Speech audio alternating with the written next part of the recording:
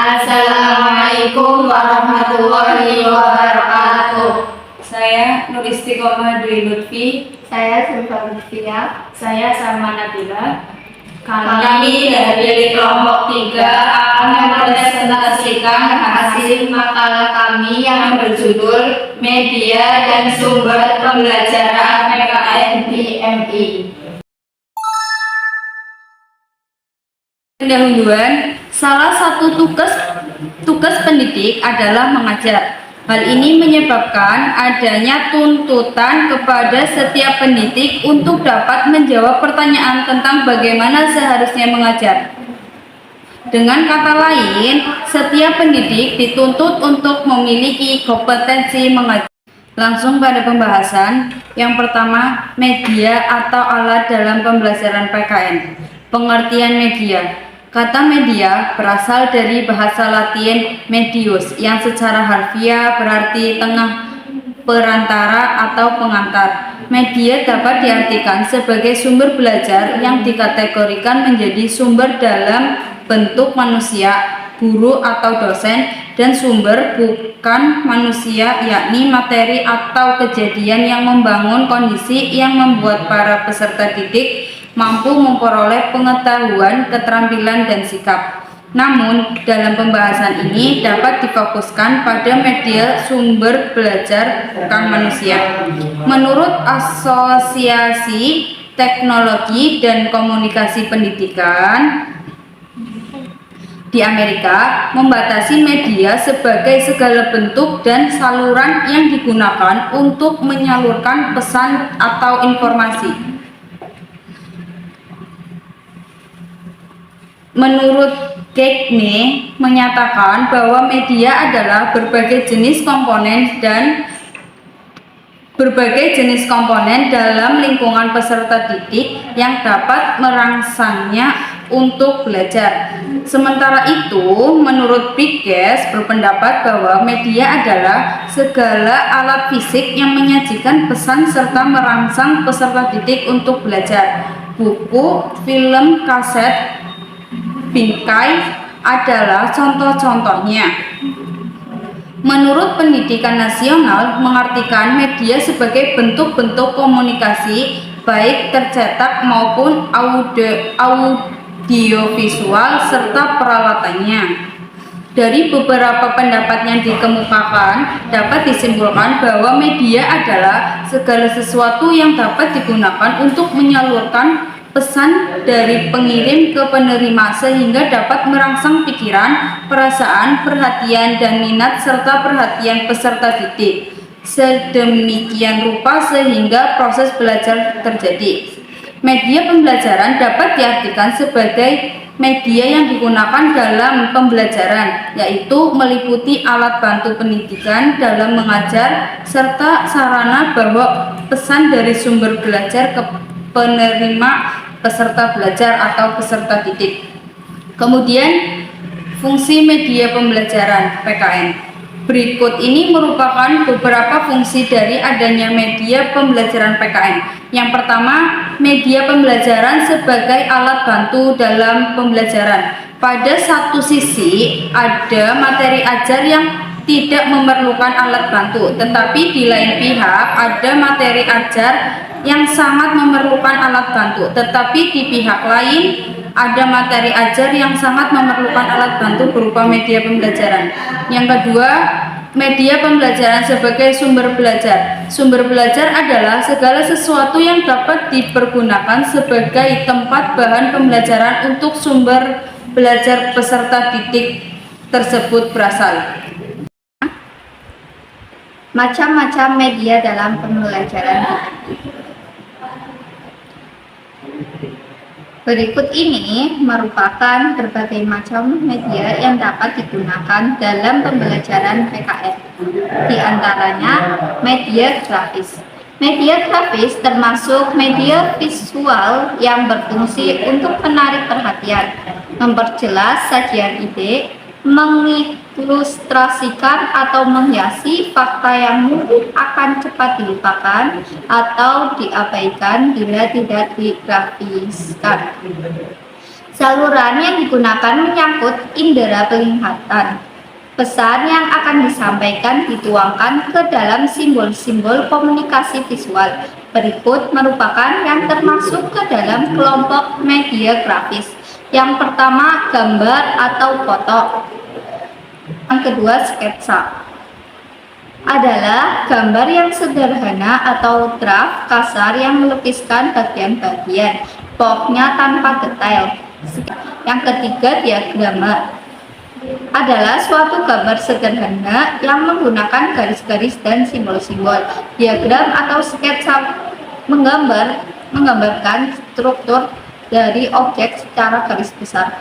Diagram yang baik menjadi media pendidikan adalah yang A, benar, digambar rapi, diberi titel, label, dan penjelasan-penjelasan yang perlu. Yang B, cukup besar dan ditempatkan secara strategis. Yang C, penyusunannya disesuaikan dengan pola membaca yang umum. 5, grafik, yaitu gambar sederhana yang menggunakan garis, titik, simbol, atau bentuk tertentu yang menggambarkan data kuantitatif.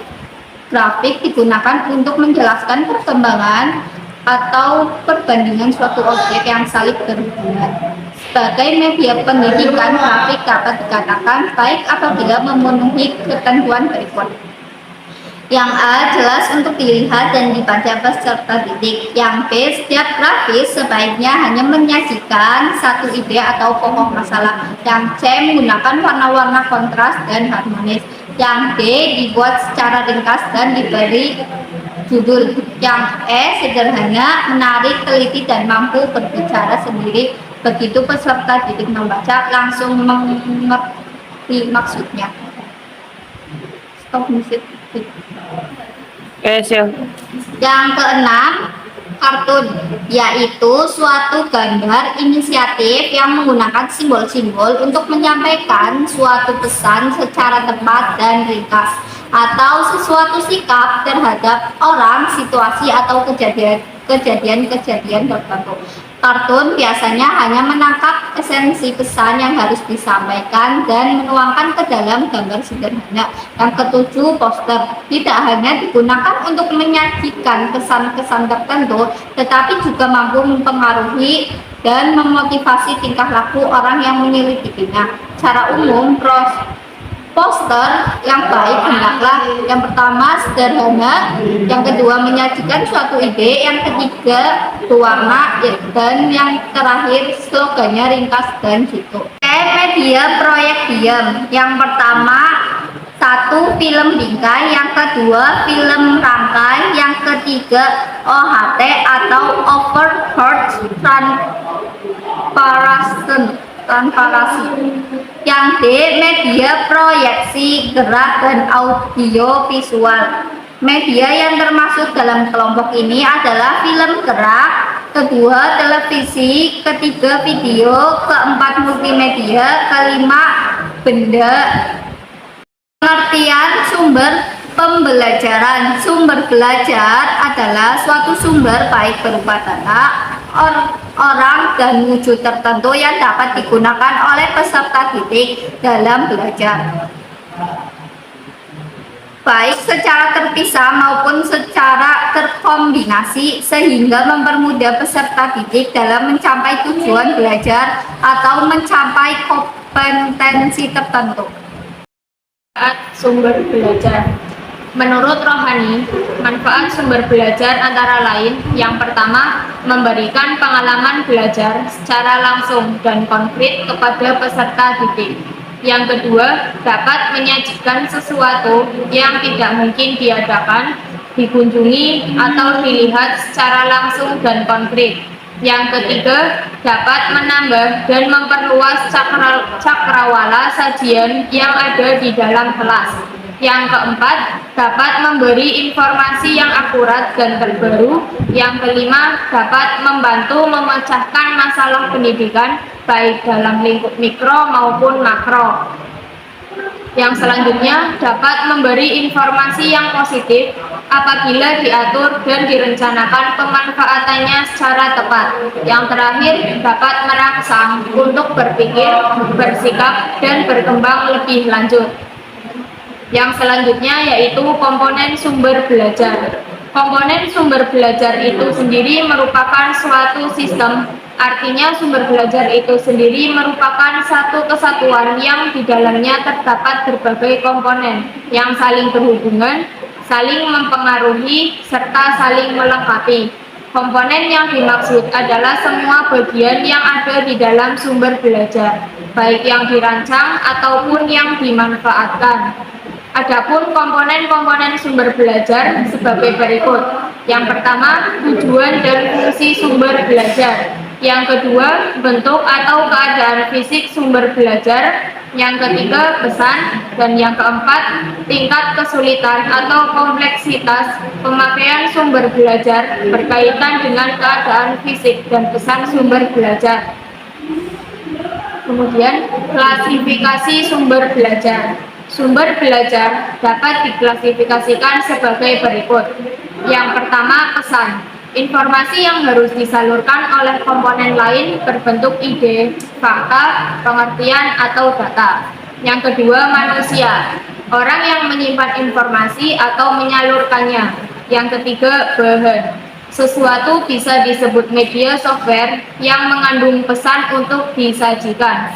Yang keempat, peralatan. Sesuatu bisa menjadi media atau hardware yang menyalurkan pesan untuk disajikan yang ada dalam software. Yang kelima, metode atau teknik, prosedur, cara yang disiplin dalam memanfaatkan bahan, peralatan, atau situasi untuk menyampaikan pesan. Dan yang terakhir, lingkungan, situasi sekitar di mana pesan akan disampaikan. Kesimpulan, media pembelajaran dapat diartikan sebagai media yang digunakan dalam pembelajaran, yaitu meliputi alat bantu, pendidik dalam mengajar, serta sarana membawa pesan dari sumber belajar ke penerima pesan belajar. Sumber belajar adalah semua sumber baik berupa data, orang, dan wujud tertentu yang dapat digunakan oleh peserta didik dalam belajar, baik secara terpisah maupun secara terkombinasi, sehingga mempermudah peserta didik dalam mencapai tujuan belajar. Sekian presentasi dari kami, kurang dan lebihnya mohon maaf. Wassalamualaikum warahmatullahi wabarakatuh.